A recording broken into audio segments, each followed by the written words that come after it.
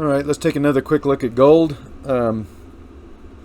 If this is just a move down into a half cycle low, and gold is still in the advancing phase of its intermediate cycle, then this is one of the things I look at here is the RSI.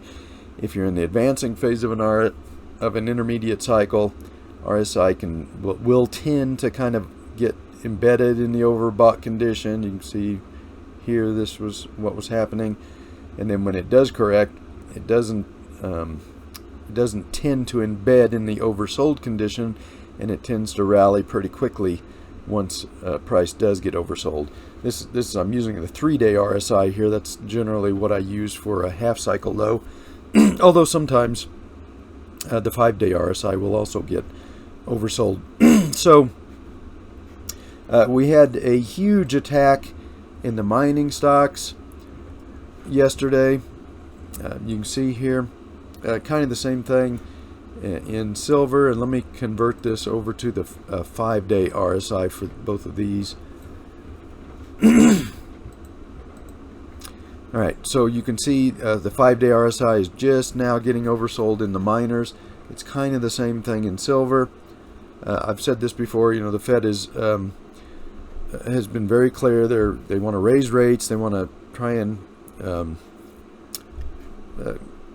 tamp down inflation, and rising gold is just will kill any credibility they have. So there is going to be a huge effort to keep the metals suppressed, and clearly 2000 is that line in the sand. I'll show you that in gold here again in just a second. But we've got, this is silver, and this still looks like a bull flag to me. It's kind of we're just kind of churning sideways, forming this flag pattern. So far anyway, it's holding above the 200-day moving average.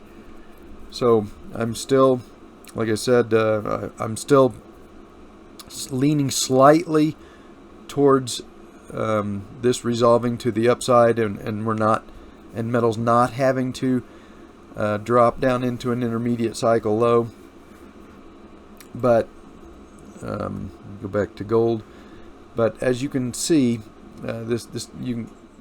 2000 here is the line in the sand. They're going to fight tooth and nails to keep gold below that level.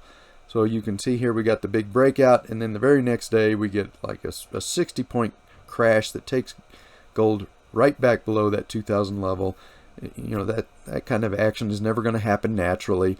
So that tells us that this is the line in the sand. The Fed does not want gold above $2,000, and they're going to fight very hard to keep gold suppressed below that level. And then when we tested it here, we get a rejection from that resistance zone, and then we get a big attack the next day. And then everything takes a hit yesterday on the Fed talking 3 50-point basis hikes this year. The one thing two things: oil and gold, neither one really sold off all that hard. So commodities are gold is trying to price in inflation. It's just fighting severe market suppression. And oil, I think we just have a shortage in the oil market, so it's going to be very hard to bring oil down with rate hikes. In fact, that may increase inflation because it's going to make it harder for companies to ramp up production. I think that's what we need. We need more production.